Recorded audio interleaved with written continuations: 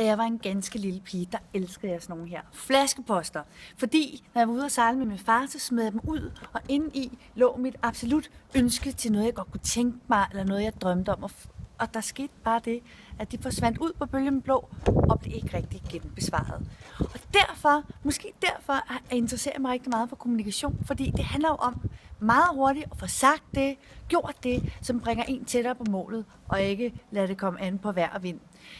Når vi er ude på arbejdspladser, så ser vi ofte, at folk har det med at dele det op i os og dem, eller dem der fra den afdeling taler vi ikke så meget med, eller kunderne er sådan og sådan. Og det er tit nogle åndssvage små konflikter, der faktisk står i vejen for et rigtig godt arbejdsmiljø, og måske også et endnu bedre forhold til kunden eller borgeren osv.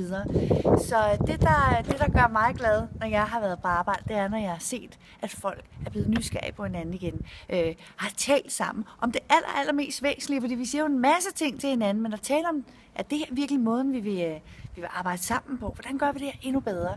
Det er fandme fedt. Det er ret banalt, men det er super effektivt.